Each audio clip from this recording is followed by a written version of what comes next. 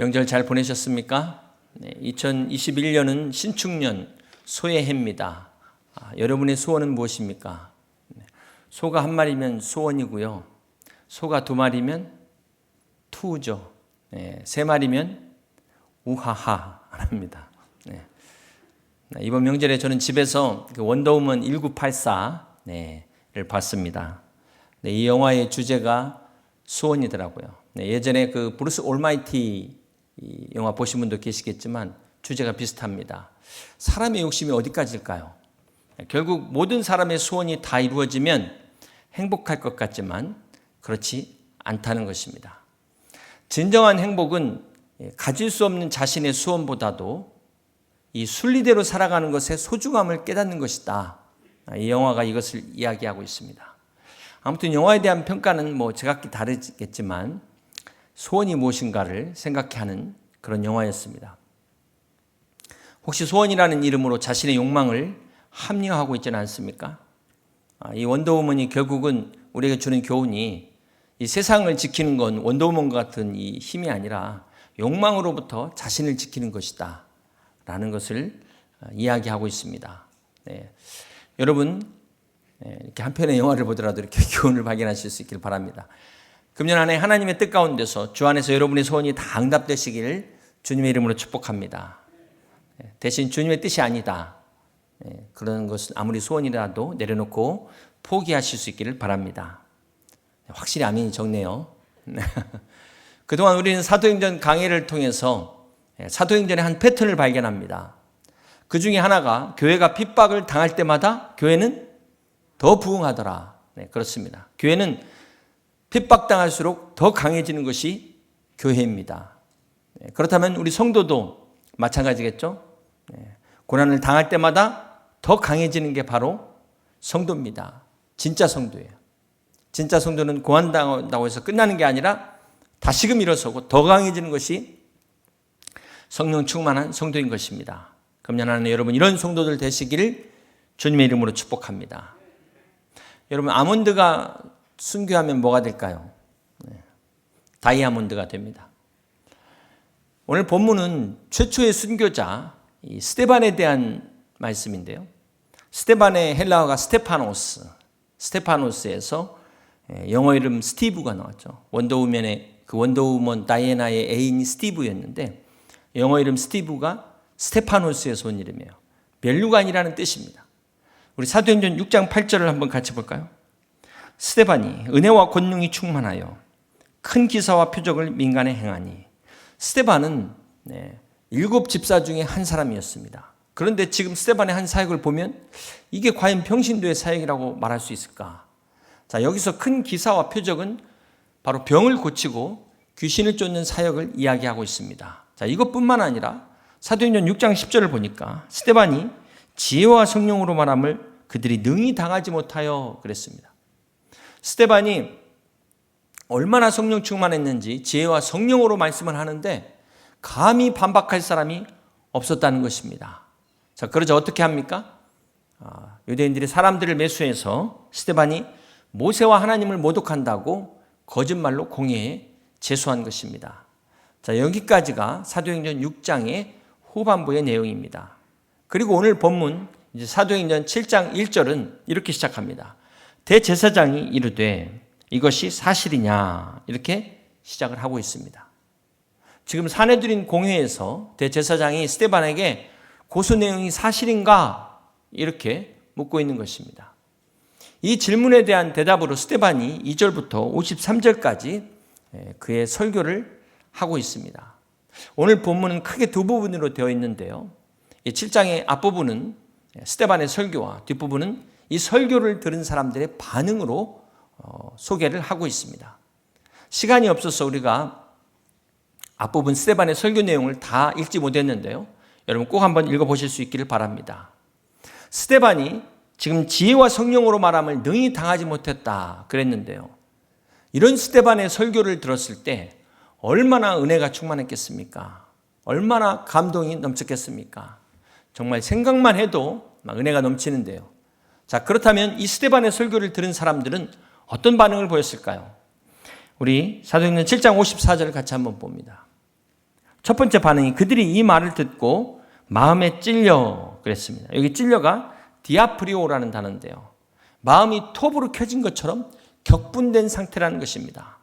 현대인의 성경에 보니까 화가 머리끝까지 치밀어 올라 이렇게 번역이 되어 있습니다. 자, 그렇다면 이들이 어떤 말을 듣고 마음에 찔려 화가 머리끝까지 치밀어 올랐을까요? 네, 대표적으로 시간상 한 가지만 소개한다면 바로 앞절에 52절과 53절 부분을 같이 한번 교독합니다. 너희 조상들이 선지자들 중에 누구를 박해하지 아니하였느냐? 의인이 오시리라 예고한 자들을 그들이 죽였고 이제 너희는 그 의인을 잡아준 자요 살인한 자가 되나니 너희는 천사가 전한 율법을 받고도 지키지 아니하였도다 하니라. 의인이 오시리라 예고한 자, 즉 선지자들을 죽였고 그 의인 예수님을 잡아준 자, 살인한 자, 이 말에 이들이 찔림을 받았다는 것입니다. 이것이 첫 번째 반응이고요. 두 번째 반응은 어떤 반응입니까? 54절 후반부에 보면은 그를 향하여 이를 갈거늘 그랬어요. 여러분 언제 이를 가십니까? 잠잘 때 이 가시는 거 말고 성경에 이를 간다라는 표현이 한 14번 정도 나오는데 대부분 언제 사용되냐면요. 귀신 들린 자들의 행동이라든지 아니면 지옥불에 떨어진 사람들의 그 반응을 표현할 때 이를 가는 표현을 하고 있습니다. 한 두 가지만 소개해드린다면 마태복음 13장 49절부터 50절입니다. 세상 끝에도 이러하리라. 천사들이 와서 의인 중에서 악인을 갈라내어 풀문불에 던져 넣으리니 함께 있습니다. 거기서 울며 이를 갈리라. 마지막 심판 때 지옥에 간 영혼들이 거기서 울며 이를 간다는 것입니다. 또 마태복음 24장 50절과 51절 같이 교독합니다. 생각지 않은 날 알지 못하는 시각에 그 종의 주인이 이르러 어미 때리고 외식하는 자가 받는 벌에 처하리니 함께 있습니다. 거기서 슬피 울며 이를 갈리라. 마지막 재림 때 들림받지 못하는 사람들이 거기서 슬피 울며 이를 간다는 것입니다. 사랑하는 성도 여러분, 이처럼 이를 가는 게 정말 무서운 표현이라는 것, 특별히 돌이킬 수 없는 비극적인 악인들의 모습을 이를 가는 것으로 표현하고 있다는 것입니다. 자, 그런데 오늘 본문에 보면은 하나님의 말씀에 이를 가는 사람들이 있었습니다. 여러분, 하나님의 말씀이 어떤 말씀입니까? 생명의 말씀이요, 은혜의 말씀인, 구원의 말씀인 복음을 듣고도 깨닫지 못한 사람들이 이를 갈았다는 것입니다. 정말 이들이야말로 주님 다시 오실 때 진짜로 슬피 울며 이를 갈게 될 것입니다. 사랑하는 성도 여러분, 오늘 본문에 이 스데반의 설교를 들은 사람들이 마음의 찔림을 받아 이를 갈고 돌을 던진 것처럼 오늘도 하나님의 말씀 앞에서 이렇게 반응한 사람들이 있다는 거예요. 설교자를 향하여 돌을 던지는 사람들이 있다는 것입니다. 여기서 돌이 꼭 길바닥에 돌만을 이야기하는 게 아니에요. 말로서도 얼마든지 돌을 던질 수 있는 것입니다. 스데반 때나 지금이나 마음의 찔림을 받은 사람들이 이 돌을 던졌는데요. 자, 그런데 설교를 듣고 마음의 찔림을 받은 사건은 앞에 사도행전 2장에서도 나옵니다. 우리 사도행전 2장 36절과 37절을 함께 같이 교독합니다. 그런즉 이스라엘 온 집은 확실히 알지니 너희가 십자가에 못 박은 이 예수를 하나님이 주와 그리스도가 되게 하셨느니라 하니라. 함께 있습니다. 그들이 이 말을 듣고 마음에 찔려 베드로와 다른 사도들에게 물어 이르되 형제들아 우리가 어찌할꼬 하거늘. 사도행전 2장에서의 설교자는 베드로였습니다. 그런데 이 설교 내용은 지금 스데반과 똑같은 내용이에요. 너희가 예수를 십자가에 못 박아 죽인 살인자다라는 것입니다. 자, 그럼에도 이 설교를 들은 베드로의 설교를 들은 사람들은 마음이 찔려 그들이 어떻게 반응했습니까? 형제들아 우리가 어찌할꼬 하며 회개했다는 것입니다. 지금 똑같은 설교를 듣고 똑같이 찔림을 받았는데 한쪽에서는 회개하는가 하면 한쪽에서는 이를 가는 현상이 나타났다는 것입니다. 여러분 과연 이 차이가 무엇일까요? 오늘도 사도행전 28장 31절 우리 표의 말씀이죠. 담대하게 거침없이 가르치더라. 이 말씀대로 이 시간 제가 담대하게 거침없이 하나님의 말씀을 전하고자 합니다. 사랑하는 성도 여러분, 지금 이 시간에도 많은 크리스찬들이 지금 전국의 각 교회에서 또 각 가정에서 똑같은 설교를 듣고 있습니다. 설교자만 다를 뿐이지, 장소만 다를 뿐이지 똑같은 하나님의 말씀을 듣습니다. 그러나 반응은 정말로 다르다는 거예요. 은혜를 받는 사람들이 있는가 하면 은혜를 받지 못하는 사람들도 있다는 것입니다. 그렇다면 그 이유가 뭐 때문일까요? 정말 설교에 문제가 있다면 은혜 받는 사람이 한 사람도 없어야 되는데 그렇지 않다는 것입니다. 왜 다른 사람은 은혜를 받는데 나는 은혜를 받지 못할까? 항상 설교자만 탓할 게 아니라 자신을 돌아봐야 된다는 것입니다. 한마디로 이것은 말씀인 씨의 문제가 아니라 말씀을 듣는 밭의 문제라는 것입니다. 사랑하는 성도 여러분, 오늘 하나님의 말씀을 듣는, 하나님의 말씀을 대하는 여러분은 지금 어떤 상태입니까? 여러분의 마음은 어떤 상태입니까? 우리 믿는 사람들이 말씀을 듣고 은혜를 받았습니다, 이렇게 이야기를 하는데요. 그것은 무슨 뜻이죠? 오늘 설교가 나에게 주시는 말씀으로 받았습니다, 그런 뜻이에요. 이 말씀이 교훈일지라도, 비록 책망일지라도 오늘 나에게 주시는 말씀입니다, 이게 바로 은혜 받았습니다 라는 표현입니다. 기분 좋은 때만 하는 게 아니에요. 듣기 좋은 소리 들을 때만 하는 것이 아니라는 것입니다. 히브리서 4장 12절에 하나님의 말씀은 살아있고 활력이 있어 좌우에 나선 어떤 검보다도 예리하여 함께 있습니다. 혼과 영과 및 관절과 골수를 찔러 쪼개기까지 하며, 살아있는 하나님의 말씀은 혼과 영과 관절과 골수를 찔러 쪼갠다는 것입니다. 살아있는 하나님의 말씀은 한 귀로 왔다 한 귀로 나가는 것이 아니라 이 말씀은 나를 변화시키는 능력의 말씀이라는 것, 어떤 강팍한 심령도 깨트릴 수 있는, 이것이 바로 하나님의 말씀이라는 것입니다. 그래서 우리가 하나님 말씀 앞에 순종하게 되는 것입니다. 이것이 바로 은혜 받은 사람들의 심령인 것입니다. 사랑하는 성도 여러분, 베드로의 설교를 들은 사람들은 내가 돌을 던진 사람이었구나, 이것을 깨달았다는 거예요. 지금까지 내가 돌에 맞았다고만 생각했지, 내가 남에게 한 번도 던진 적이 없다, 자기가 던진 건 생각지 못했는데 은혜를 받고 보니까 깨달은 거예요. 내가 누구보다도 제일 앞에서 제일 선두에서 돌 던진 사람이 바로 나구나, 내 탓이요. 이게 바로 은혜 받은 사람이라는 거예요. 은혜를 못 받은 사람은 항상 네 탓이오지, 네 탓이오. 여러분, 자, 이게 바로 은혜 받은 사람의 심령이라면 은혜 받지 못한 사람의 심령은 어떤 상태일까요? 오늘 본문 사도행전 7장 51절에 나와 있는데요. 거기 한번 보면, 목이 곧고 마음과 귀에 할례를 받지 못한 사람들아, 너희도 너희 조상과 같이 항상 성령을 거스르는도다. 여기 은혜 받지 못한 사람들의 특징은 목이 곧습니다. 마음이 강팍하다는 거예요. 이런 사람들은 자기중심적이기 때문에 귀를 막고 있어요. 다른 사람의 말을 듣지를 않습니다. 들어도 듣지를 않아요. 여기서 조상과 같이라는 것은 무슨 말입니까? 예수를 믿는데도 여전히 조상의 유전을 따르고 있다는 거예요. 조상의 전통을 따른다는 것입니다. 자기 옛성품, 죄된 습관대로 성령까지도 대적하는 사람이라는 것입니다. 자, 이렇게 남의 말 안 듣고 성령까지 대적하는 사람을 우리는 뭐라고 말하죠? 교만한 사람이다, 이렇게 말합니다. 한마디로 교만한 사람.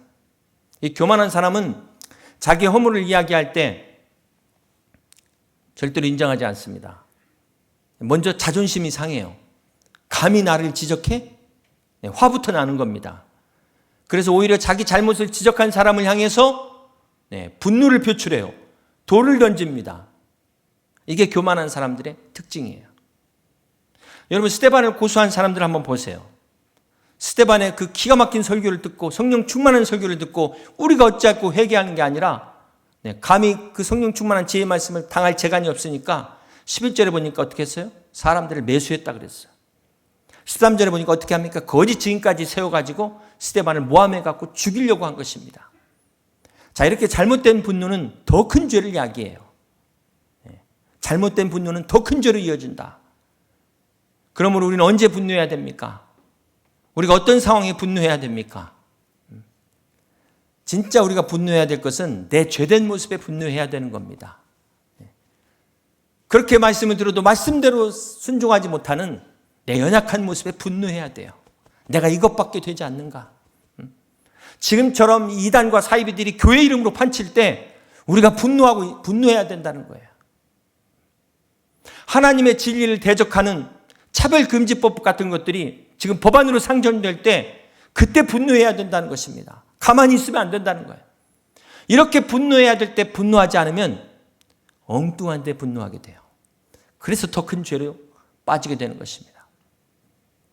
사랑하는 성도 여러분, 오늘 우리는 하나님 말씀에 대한 반응을 살펴봤습니다. 이렇게 하나님의 말씀에 대해서 은혜를 받거나 아니면 분노하는 것, 극단적인 반응이죠. 이것만 반응이 아니라 어떤 반응이 있어요? 반응이 없는 것도 반응입니다. 하나님의 말씀에 반응하지 않는 것도 반응이라는 거예요. 우리 누가복음 7장 31절과 32절을 함께 같이 교독합니다. 또 이르시되 이 세대의 사람을 무엇으로 비유할까? 무엇과 같은가? 비유하건대 아이들의 장터에 앉아 서로 불러 이르되 함께 있습니다. 우리가 너희를 향하여 피리를 불어도 너희가 춤추지 않고 우리가 곡하여도 너희가 울지 아니했다 함과 같도다. 여러분 지금 부모님이 말씀하시는데 반응이 없어요. 부모님이 지금 몇 번이나 이야기하는데 반응이 없어요. 이건 부모님 입장에서 완전히 부모님을 무시하는 처사가 되는 겁니다. 마찬가지로 하나님이 말씀하시는데 듣고 아무 반응이 없다. 이건 차라리 안 듣는 게 나은 거예요. 이거는 하나님을 무시하는 처사가 되는 것입니다. 유명한 영국의 스폰전 목사님의 일화인데요. 어느 날 스폰전 목사님이 기도하다 말고 자꾸 우시더랍니다. 사모님이 그날따라 너무 이상해서 아니 목사님 왜 우시냐고, 무슨 걱정거리가 있냐고 이렇게 물었더니만 뭐라고 말씀하시냐면 요새 웬일인지 주님의 십자가를 생각할 때마다 아무런 감격이 없다는 거예요. 감동이 없다는 거예요. 이것이 내 신앙적인 위기라는 것입니다. 그러면서 울더라는 거예요. 사랑하는 성도 여러분, 여러분 언제 우십니까? 우리가 십자가를 생각할 때 여러분은 어떤 마음이세요? 나를 위해서 그 십자가에서 돌아가신 그 주님을 생각할 때 여러분 어떤 감동이 있으십니까? 여러분의 마음은 어떠십니까? 여러분의 마음이 전혀 감동이 없다면, 전혀 반응이 없다면 여기서부터 문제가 시작되는 거예요. 여러분의 문제의 시작은 여기서부터 삐그덕 결국은 문제가 문제를 가져오게 될 것입니다. 그러므로 사랑하는 성도 여러분, 우리는 반응해야 돼요. 하나님 말씀에 반응해야 되는 것입니다. 오늘 여러분의 마음이 이 스데반의 설교에 분노한 이 분노의 찔림이 아니라 베드로의 설교에 찔림받고 회개한 회개의 찔림이 있으시기를 주님의 이름으로 축복합니다. 사랑하는 성도 여러분, 오늘 본문의 스데반은 초대교회 7집사 중에 한 사람이었어요. 그런데 그 스데반이 설교 한 번 하고 순교한 겁니다. 여러분 어떻게 생각하세요? 설교 한 번 하고 순교했어요. 한 사람도 설득시키지 못하고 그 설교의 결과가 순교로 돌아왔어요. 그럼에도 불구하고 그는 결코 허무한 죽음이 아니었다는 것입니다. 그렇습니다. 스데반의 죽음이 결코 허무하지 않은 두 가지 이유가 있는데요. 첫 번째, 우리 사도행전 8장 1절을 봅니다. 사울은 그가 죽임을 당함을 마땅히 여기더라. 그날이 예루살렘에 있는 교회에 함께 있습니다. 큰 박해가 있어 사도회는 다 유대와 사마리아 모든 땅으로 흩어지니라. 여러분 한번 생각해 보세요. 세상에 어느 단체가 이렇게 교회처럼 핍박을 받았다면 과연 살아남았을까? 초대교회뿐만 아니라 기독교 역사를 통해서 이렇게 핍박받은 단체가 있다면, 종교가 있다면 그건 벌써 사라졌을 거예요. 교회는 시작과 함께 세상으로부터 핍박과 공격을 받아왔어요. 그러나 교회는 그때마다 그 핍박과 환난 속에서도 부흥하는 부활의 생명력으로 꽃을 피웠다는 것입니다. 이 놀라운 신비, 이게 바로 교회의 신비요, 부활의 신비예요. 하나님의 능력이라는 거예요. 오늘 스데반의 순교의 계기로 많은 사람들이, 그리스도인들이 각처로 흩어지게 되었다는 거예요. 이들이 흩어져서 뭐 했을까요? 거기서 또 교회를 세우고 복음을 전하는 겁니다.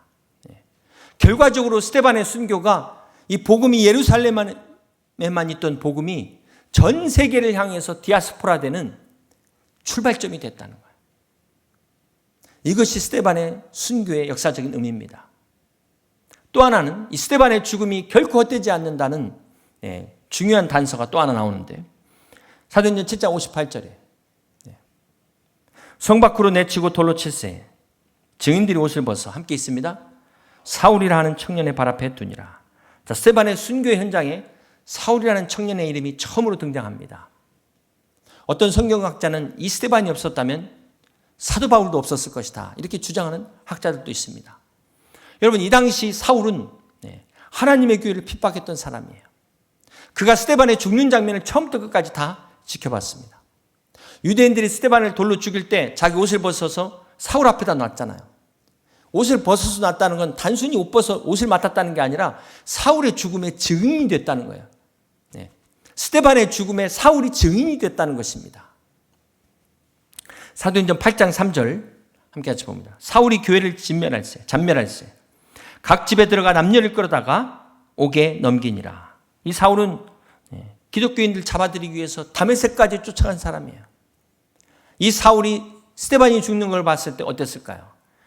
처음엔 통쾌했을 거예요. 쾌재를 불렀을 겁니다. 그런데 막상 실상 스데반의 죽음을 본 이 사울은 엄청난 충격을 받았을 것입니다. 왜냐하면 스데반이 죽는 순간에도 그 얼굴이 천사의 얼굴과 같았다 그랬거든요. 솔직히 스데반이 지금 맞아 죽은 것입니다. 억울하게 죽는데 그런 가운데 평안한 얼굴을 한다? 이게 절대 죽었다 깨어나도 되는 게 아니라는 거예요. 이게 억지로 되는 게 아니라는 거예요. 게다가 스데반이 죽을 때 마지막 한 말이 무엇입니까? 주여, 이 죄를 저들에게 돌리지 마옵소서. 예수님과 똑같은 말을 하고 기도하고 자니라 그랬어요. 지금 사울은 엄청난 충격을 받았어요. 자신이 믿는 하나님, 지금 자신이 그렇게 열심히 믿고 있는 그 율법을 위해서 내가 저렇게까지 할 수 있을까? 나는 스데반처럼 죽으면서 저렇게 웃을 수 있을까? 이 사울이 마침내 다메섹 도상에서 예수님을 만나서 변화되게 되지만 사실은 여기서 사울이 깨집니다. 이때 순교한 이 순교자의 피, 스데반의 피가 사울의 심령 가운데 뿌려졌다는 거예요. 여러분, 인플루언스, 영향력이라는 그 인플루언스의 그 어원이 어디서 왔냐면 플루가 감기잖아요. 근데 플루의 어원은 흐르다에서 온 겁니다. 흐르다. 그러니까 인플루, 안으로 흐르는 거죠. 안으로 흘러 들어오는 게 영향이라는 것입니다. 그러니까 인플루언스, 몸 안으로 들어왔다. 이 예전에 미신에서부터 나온 그 단어가 그렇게 시작됐는데요. 이 독감 인플루엔자도 감기균이 안으로 흘러 들어온 인플루언스, 그런 어원을 가지고 있어요. 그러니까 영향이라는 게 뭡니까? 내가 누구 옆에 있냐. 옆에서 흘러 들어오는 게 영향이라는 거예요. 그래서 우리가 누구랑 같이 있냐는 게 대단히 중요한 겁니다. 옛말에 친구를 보면 그 사람을 안다 그랬잖아요. 친구만 그런 게 아닙니다. 신앙도 마찬가지예요. 여러분이 어떤 교회를 다니냐 대단히 중요한 거예요. 여의도 침례교회 같은 교회를 다닌다. 대단히 중요한 거예요. 어떤 성도와 어울리느냐, 이걸 보면 그 사람의 신앙을 알 수 있다는 것입니다. 여러분, 지금 사울은 스데반의 순교 현장에 잠시 있었을 뿐이에요. 그런 사울의 등장이 바로 초대교회 부흥의 주역이고요. 이제 사도행전 후반부를 이끌어갈 바울의 등장을 예고하고 있다는 거예요. 스데반의 순교가. 결코 스데반의 죽음이 헛된 죽음이 아니었다는 것입니다. 사랑하는 성도 여러분, 초대교회 첫 순교자인 이 스데반이 있다면 한국 개신교의 첫 순교자는 토마스 선교사님이 있습니다. 그는 1863년 24살의 나이로 런던 선교회 파송을 받아 중국에 도착합니다. 그런데 중국에서 그만 부인인 캐롤라인이 죽게 돼요. 위기를 맞게 됩니다. 선교를 포기할까 했지만 이 위기가 조선이라는 나라로 선교를 결심하게 되는 계기가 됩니다. 자, 그렇게 해서 1866년 제너럴 셔먼 호를 타고 대동강에 도착해요. 그러나 안타깝게도 평양의 조선 군대에 의해서 다 죽습니다.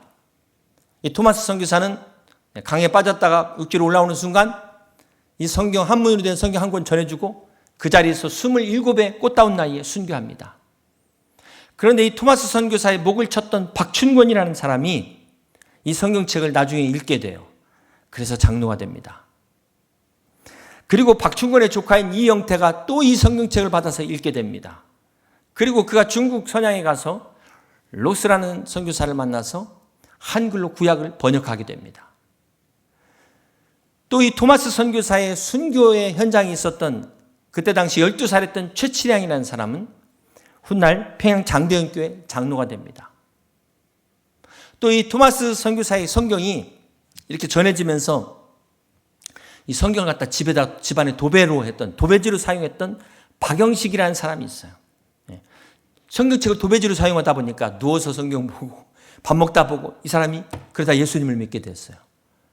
그러고 나서 그 집이 바로 널다리 교회가 된 겁니다. 이 널다리 교회가 바로 장대현 교회의 시발점이 돼요.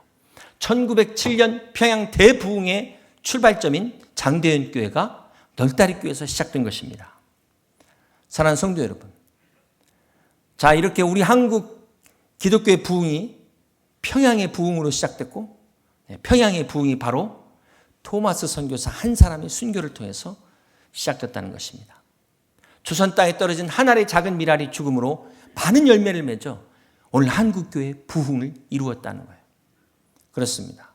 오늘 우리 한국 기독교의 부흥을 우리가 결코 자만할 수 없는, 결코 우리의 열매가 아니라 이것이 토마스 선교사의 순교로부터 시작됐다는 사실을 우리는 잊지 말아야 될 것입니다.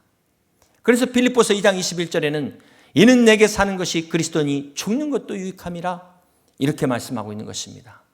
사랑하는 성도 여러분, 그리스도 안에서 죽는 것조차 결코 헛되지 않다는 거예요. 그리스도 안에 죽음은 결코 헛된 죽음이 아니라는 것입니다.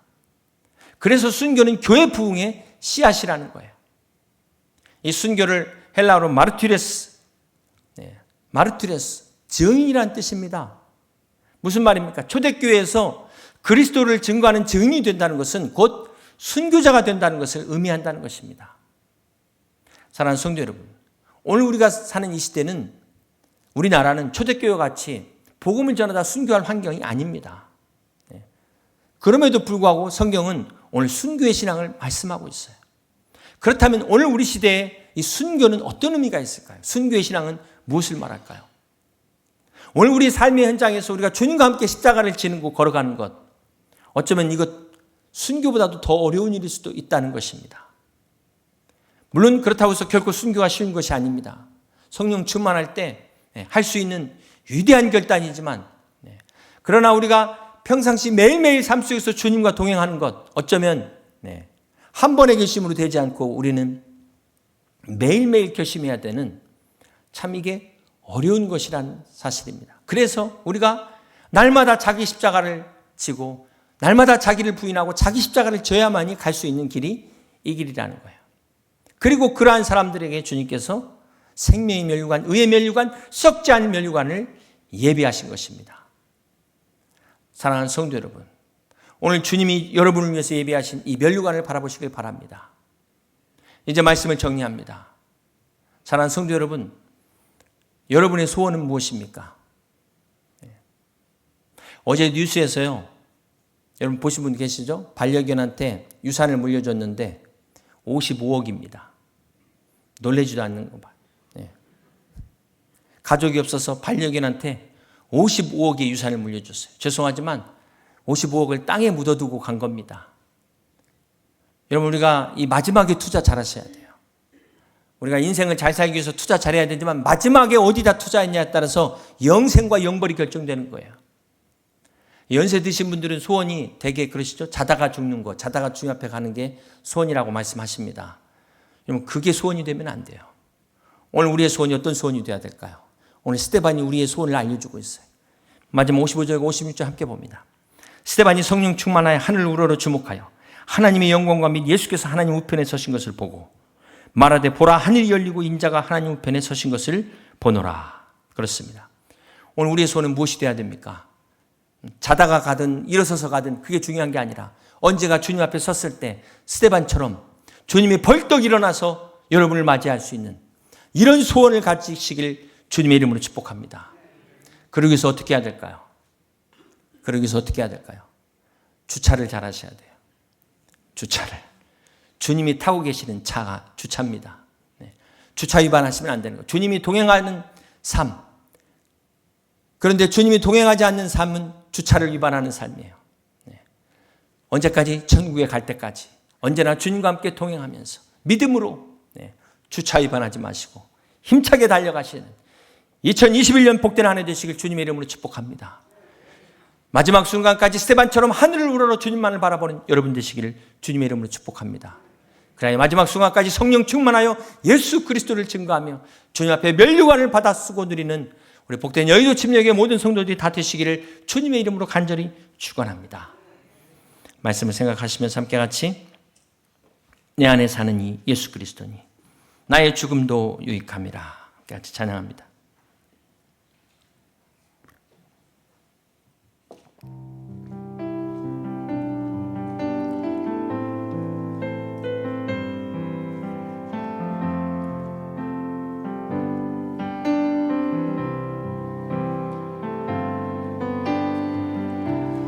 내 안에 사는 이 예수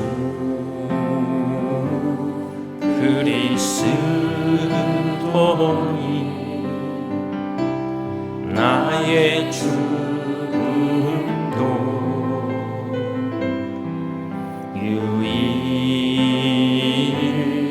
유익함이라. 내 안에 사는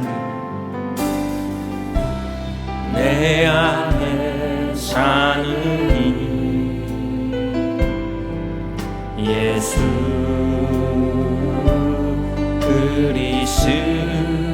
그리스도니 나의 죽음도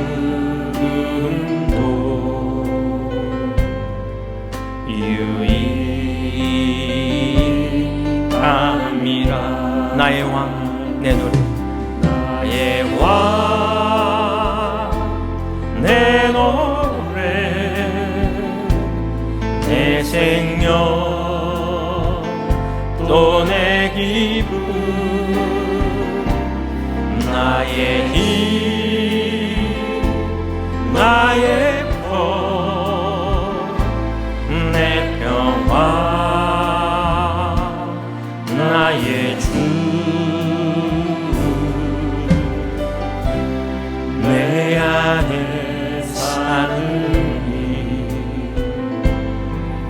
예수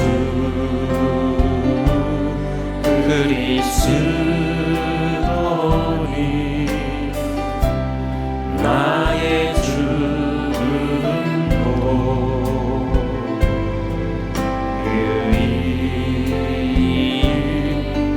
유익함이라. 그렇습니다. 그리스도 안에서는 우리의 죽음조차 유익함. 하나님의 생명을 구하는 하나님 아래 떨어져 죽으면 많은 열매를 맺는다고 말씀하셨습니다. 사랑하는 성도 여러분, 오늘 우리도 스데반과 같이 성령 충만하여 우리가 날마다 자기를 부인하며 자기 십자가를 지고 성령 충만하여 열매 맺는 그런 믿음의 삶 살게 해달라고 우리가 함께 같이 기도하길 원합니다. 오늘 우리가 연약한 모습이지만 오늘 하나님의 말씀 앞에서 우리가 어찌하고 회개하며 주님의 뜻 가운데 바로 서서 스데반에게 주신 면류관뿐만 아니라 여러분을 위하여 예비하신 의의 면류관을 받아 누릴 수 있는 그런 믿음에서도 다 되게 해달라고 함께 같이 통성으로 기도하며 주 앞에 나갑니다. 내 안에 사는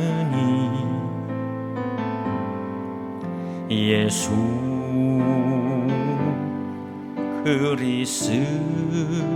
그리스도니 나의 죽음도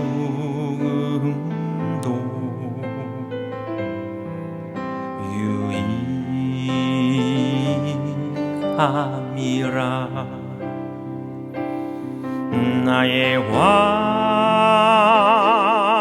내 노래 내 생명 또 내 기쁨 나의 힘 나의 것 내 평화 나의 주. 다 같이 일어나서 내 안에 사는 이 예수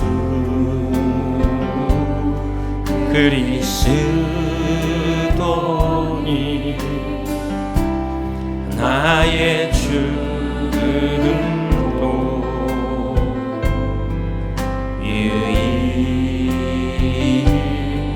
유익함이라. 나의 왕 내 노래 나의 왕 내 노래 내 생명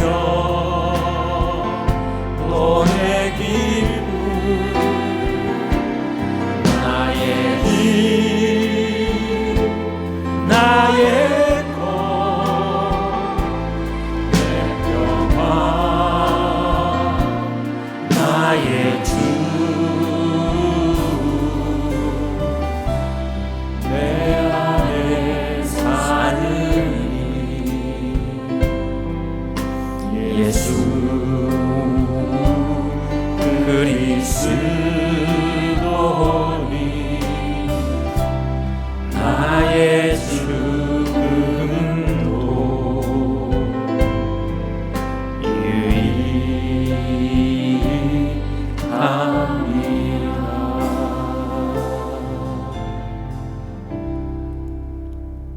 사랑의 주님, 우리 인생의 마지막 순간에 하나님 보좌 우편에 우리 주님께서 스데반과 같이 일어서 우리를 맞이하는 그런 믿음의 성도들 되게 하여 주시옵소서.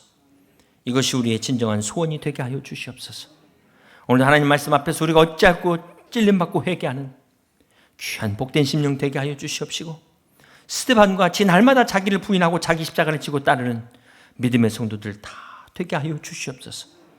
그래야 2021년 마지막 순간까지 주님 다시 오시는 그때까지 성령 충만하여 주님 앞에 면류관을 받아 쓰는 복되고 존귀한 우리 여덟침육의 모든 성도들이 다 되게 하여 주시옵소서.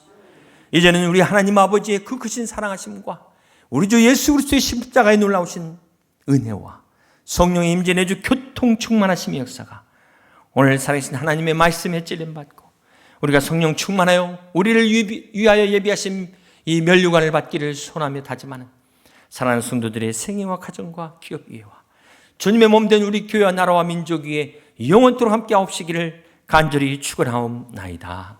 아멘.